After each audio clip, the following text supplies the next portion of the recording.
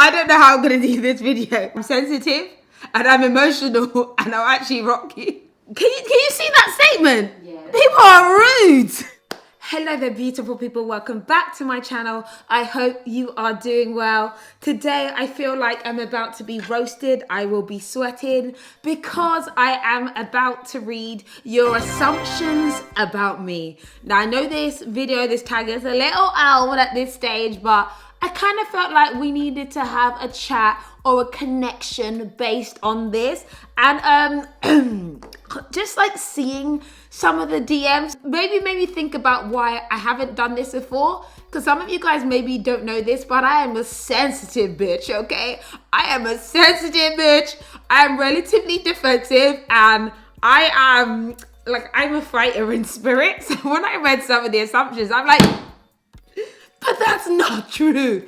But I get it. You know, we're calm, we're peaceful, and we're going to talk about this right about now and go through you guys' DMs. These assumptions were relatively wild, should I say. But I know that there are some really great ones as well. So I'm just going to go ahead and answer what you guys think about me. Let's just go through these. I assume that you're a very rich and successful lady. I look up to you so much because of how hardworking you are. Well, that is actually relatively cute. That one's not bad. Am I relatively rich? It's all relative, but I'm definitely well off. I'm definitely self-sufficient, and I definitely wasn't always in this position. And I feel comfortable when it comes to my finances, but will always want more, and I'm also always on the journey to be better when it comes to my money. You take your money and investments very seriously. This is actually really, really true. I'm gonna tell people right now, when it comes to being rich or not, I'm frugal, motherfucker. I am frugal. Yeah, I take investing really seriously, and I take how I use my money and where I put my money very seriously, because I'm very aware that money can come and money can go. And if you've read my book and, situations, then you'll probably know that about me, that, I think people think I came from money, which I definitely did not. And I have had so much examples from my mum and my dad of hard work, and that actually you can be in the gutter, but with, certain luck, skill set, and follow through, you can actually transform your situation, So actually, should I go into it because we're having this conversation right now? Let's do it. So again, I tell you this story. My mum was an immigrant, okay? My mum and dad was an immigrant. My dad was deported, and my mum had me and my sister at 3 and 5 here in this country. She had no job, just about secondary school education. My mum used to be a cleaner, okay? We used to go and clean offices with my mum, right? Before school, it would be from 4 a.m. to 7. We would go to different offices in Clapham Junction. People will be there like doing the dishes and washing up. And then we'd be in our school uniform, and then we would go to school. And then also my mum used to be one of those people who used to clean the trains as well. That was her other job. But then she also trained as a nurse, started saving all her money, and then bought a house. This story is in my book. So we were on this entire journey. Our dad was not around for that period of time. And I watched, and because we were part of it, we were left at home. Don't do this to your kids, people. But we did have to be left at home at sometimes if my mum was cleaning the trains at 3 a.m, okay? Which should have to do that. Like Gatwick Express train, she cleaned up those trains. If you went into an office, she cleaned up there beforehand. And sometimes we were there. And really just seeing the journey from the bottom to the top, or to a much higher status where it doesn't appear that you should be able to do that, is something that is an example for me of why I don't mess around. And because I know how valuable investing is, I've used all my money, and I'm going to do a video on this actually. I think I will. I've used a lot of my money to kind of go down the same route as my mum. Purchase property, rather than, I do like a handbag, and I do like a shoe, and I do like a Shein. But I also like owning property. And so I've been on that journey, and I do take investment seriously, not only financially, but also how I invest my mind and my time, people, and who I invest that time with. Now, that was a long-winded way to say yes. I take investments and money seriously. You don't want to have any more kids with Michael.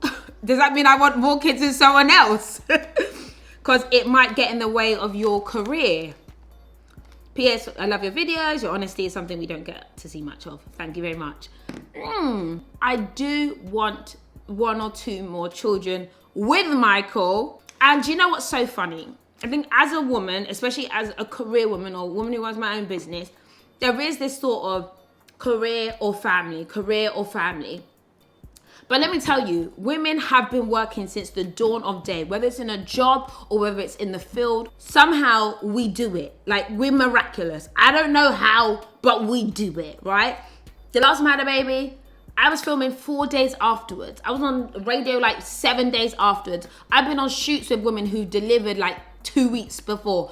I remember Mary came to do my hair at Glamour Shoot. She had a 7-day-old baby.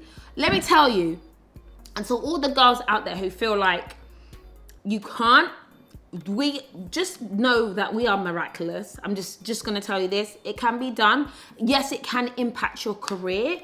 But, you know, it's important to have support and it's important to like make choices that work for you. But remember to just take your time and see how your body feels about stuff. But no, mindset is what will impact your career, not a baby. I know so many successful women with multiple children, like CEOs, people who run mad corporate jobs. It can be done. Don't think it can't be done. You don't have many cash flow issues. I like that terminology of cash flow issues because some people don't have money issues. They have cash flow issues in terms of they've got stuff coming out before they get stuff coming in, which is very common if you work for yourself, you run a business, or you are a freelancer. You're waiting on invoices. A client hasn't paid. You got a bill to come out. You owe your members of staff. Yeah, I actually do. At times, very rarely, have cash flow issues. I've had situations where I have not been paid. I've had situations where, and I wrote this in my book, people, I had a situation where a company went bankrupt that owed me £60,000 that left. Is that not a year and a half salary? Is that not a year and a half salary? What do you do in that circumstance? You can't roll over and die. You can't roll over and die. But yeah, I've had cash flow issues in the past, but I'm extremely consistent with my banking. I'm extremely consistent in knowing all the amounts I have coming out. I have members of staff who work for me. I actually have their salaries, 3 salaries set aside for a year in advance because I never want to be that person who didn't pay someone. I don't want anyone ever to say, you didn't give me my money. Not me, not on my head. I can't take that responsibility because I know what it's like. But also, like, for instance, my office rents, I have that. I have a bank account for my mortgage. I have savings. So I've learned to be consistent. Also, my taxes. I have my money for my tax for 2020 set aside. My assumed tax for 2020 set aside because I can't handle the stress of a cash flow issue, and I like to live within my means. But yes, there are times where I've had issues. I've paid fines for not paying stuff. Don't get twisted. But I've made mistakes. I just don't make them anymore. I have a feeling you're pregnant. You're glowing. Well, thank you, darling. Thank you. Although the day that I took that shot, that was my new Pat McGrath that had me shining, okay? Okay, that glow was Pat McGrath, people. Oh, this is a weird assumption. You are told by a lot of people that you won't get anywhere in life because of your race. It happens to me and honestly hurts just because of your race. People assume you won't be successful in life. Any tips? Where are you based? I reject that spirit in the name of Jesus. What the? No. Nobody's ever told me that. Never. That really hurts my spirit. Again, maybe I'm weird, maybe I'm lucky, maybe I'm privileged. I was never ever told of anything limiting of me because of the way I appear. One, my mum was extremely positive. Like, it's fine, we can do it. Even if there was no food on in the fridge. Oh, it's fine, don't worry, can do something. there was always a mentality of you're always going to be successful. I always had belief that I would be successful, even if the situation in front of me did not look successful, despite my race, despite my sex, despite what I look like. Like, I always believe that success is not based on your physical appearance. It's based on the content of your character and of your heart. And maybe I feel, again, growing up, it privileged in the fact that race was not so much of a focus of me growing up. London's a very multicultural city. I had lots of multicultural friends growing up. I went to a multicultural school. So there's brown kids, there's black kids, my best friend was Chinese growing up. I had white friends, Filipino friends, and lots of black friends, Jamaican, Ghanaian. Like, there were so many of us. So, and some turned out bad, some turned out good, but it wasn't based on a racial profiling. And I just hate that mindset. And I think the only thing that people need to see more of are examples of other people who are successful who look like them. But you have to seek them out, in all honesty. And that's why I love YouTube as a platform where you can find other people who are really successful. I feel like I need to put like a directory below of other successful people of color, so that you can look at them. And if anyone has got a problem with my race, that's their business. That's not my business. I'm gonna do what I'm gonna do, step on their heads and grow. I hope you take my assumption in this video. You are into black guys. Well, I like all guys. I like my guy. Yes, I have no preference when it comes to race of guy. So, my dating history has been relatively diverse. I like them all. Like them all. All of these. All of these. Give them all. Give them all. I don't mind. I don't mind. Demonetized by YouTube. Do you know, it's so funny. I've never had preference. I'm more attracted to personality. Like, there's something about a cheekiness, a confidence that I'm attracted to. I hate that statement of I don't see color. I do see color, but I see personality way more. But yeah, this was a really harsh one. This is, you're ashamed of being Christian. You've rejected your faith for fame.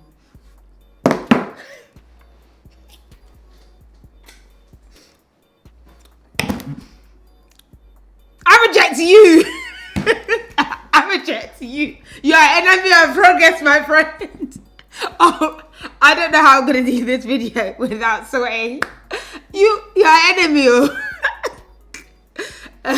This is why I say I can't do assumptions video, because I'm sensitive and I'm emotional and I'll actually rock you. I am a Christian, like 100%. I go to church every Sunday. It's not even about that. I pray with my daughter. I read my Bible. I am a believer in my mighty, amazing God, okay? I listen to 90% Christian music the majority of the time. However, for me, my walk as a Christian is representative in the energy that I give out. I don't need to preach to you. I've got Muslim followers, I've got Jewish followers. I love you all, Buddhists, I've got atheists. It's all good, it's all good. So I feel like for me, representing my faith is how I carry myself. I have no shame whatsoever, but I think for me, and I think there's a few Christians out there that maybe it's a way of reflecting our faith is in the way we carry ourselves and the works that we do in private. I do a lot of works in my community, in my church, in my giving that no one ever needs to know, because it's between me and my Father. And I'm really happy about that. But yeah, I there's a lot of people who are very preachy out here on the internet, but your heart seems so hard and rude. I like to reflect my faith in different ways. Can I get a halo? Kudos for you for being brave enough to do this. I apologize if I sound mean. My assumption of you is I feel you don't embrace your nationality. I rarely see any content relating to your heritage.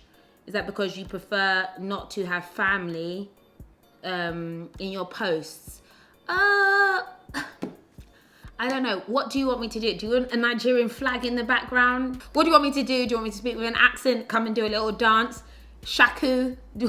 I'm really proud of my heritage. I feel like I talk about it all the time. I feel like I go into it. I always get this, you're a coconut thing, right?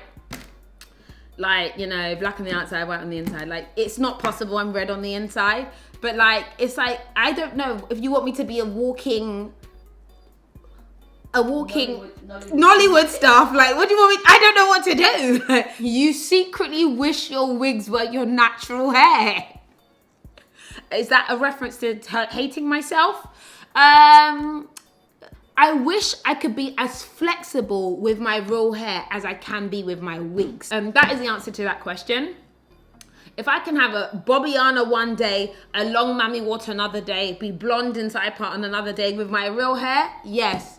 But I can't. My real hair is fine, delicate. I brush, it's snapping, yeah? It's just, my hair snaps. Oh, and I basically would need to leave it in twists or probably a locked hairstyle for it to really thrive. But I like switching up my look, so the answer is no, but yeah. I assume that you love Ghanaian jollof rice more than Nigerian jollof rice. Sorry, but lots of love. Okay. Only my West Africans will get this. And I know that Nigerians are going to hate me for this. But Ghanaian jollof rice bangs. Ghanaian jollof rice with the basmati rice. It wins. It wins. I got Amin in the background. She's shaking. Her thumbs are down. But Ghanaians, your jollof rice is sweet. It's sweet. I like it. I assume your career comes first and your family second. That is a very wrong assumption. I'm not gonna lie, I've allowed my career at times to get in the way of my family. But if everything crumbles in life, you still have love. And people maybe don't know this or get this about me, but I'm extremely passionate about family. I'm extremely passionate about love and community. These are the things that will sustain you in difficult times. And when I notice that sometimes the things in my career might be getting in the way, like work can sometimes get in the way, I have to remember to pull it back. Family first, love first over everything. I'm passionate about that. Assumption, you are a material girl. Living in a material girl. And I am a material girl. Yes and no. I like things. I like a nice house. I like a bit of nice furniture. Yeah, I like it. But it's not the status of my life, you know? I like this one. You are a fab, caring mum. Yes, I am a fab, caring mum. I'm quite sensitive about how people talk about how someone should or shouldn't parent, because I think there's perception of what's good parenting or what's bad parenting, or you're a bad parent because of this, or you're a good parent because of this. When you love your child, you provide for your child, be that with your time, be that with your income, be that with you cooking your meals, then you are a good parent. Everyone is trying their hardest to actually just be there for their particular child's needs, and every child is different. Some children are disabled and need more time. My daughter is extremely independent. If she was at home all day long with me, she would be going buck wild. So I made the choice to put her in nursery, and she's extremely independent and developed. And yeah, I love being a mum who knows my child really, really well, and I'm committed to her greatness. I'm committed to her greatness for the rest of her life. And yeah, I just think that being a mother for me, although I don't look like the most mothery person, is very personal, and it is something I think has transformed me. But I'm hard as well. Like, you can tell I'm like quite a hard, passionate person, and my daughter is exactly the same as me. Assumption is you think that nobody cares about your accounting side and that it seems really nerdy and uncool. But as an intelligent professional woman who has loved fashion and hair and makeup, it's so relatable nowadays, and the two are definitely not mutually exclusive. We love our strong, independent, fashionable women. And some of you guys are really wise, and this is so true. I actually was just having this conversation that I battle with wanting to appear cute. No one's cool who says that. And this side of me that is extremely nerdy. I always say that. Like, I was always a bookworm. I was always like an accounting student. And like, I love education. I'm really into really boring stuff. I mean, it might be boring to the mainstream, but isn't boring to me. And Excel's like my best friend. I love an Excel spreadsheet, okay? I wanted to go more into like finance and investing and talking about that stuff. And I am going to have a podcast I'm going to be doing. I did start a new channel. I haven't actually made any content on it yet, but it is going to happen. And I'm just trying to work out how best to express that in the way that feels the most natural to me. So stay tuned. And I think it's so important for people, no matter how weird or different they feel like they look, to lean into what feels the most natural to them. I can talk about certain things for forever. One thing is makeup and hair. One thing is numbers and money. And the question is, how do I marry the two of them? So I would love to take your suggestions below. You simply can't be bothered with drama 1,000%. It sounds really bad, but sometimes I'm a little bit oblivious.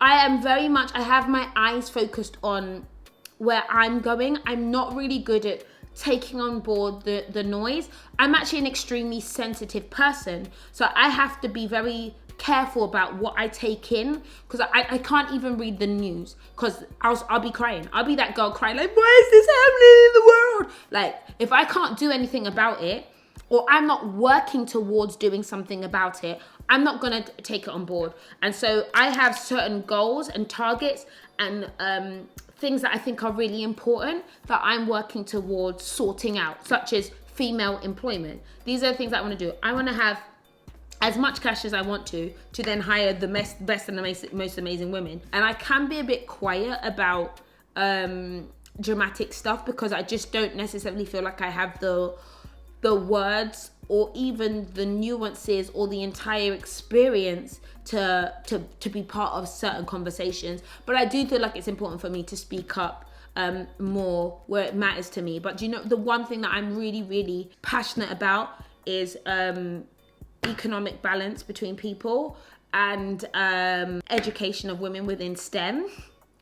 The geek in me comes out, and awareness, because I think there's a lot of secrecy behind growth and success, and I want to be the person who really shares that with so many people. That's what I care about, you know. That's important to me. All the other stuff, great, might be important to you, but I can't take on board every burden, you know.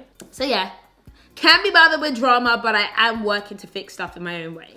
Okay guys, I am done. Thank you so much for watching. I don't know how long this video is going to be. There were a lot of assumptions there, good, bad and ugly, but yeah, appreciate it. I'll be happy to answer any of your assumptions below. Always DM me, I don't mind. I do try and get back to them as much as possible, but they can be kind of intense, I'm not gonna lie. But yeah guys, I hope that gives you a bit more insight into me, what I'm about. And maybe we'll do chats like this once in a while. All right guys, thank you so much for watching, and I'll catch you all later. Bye.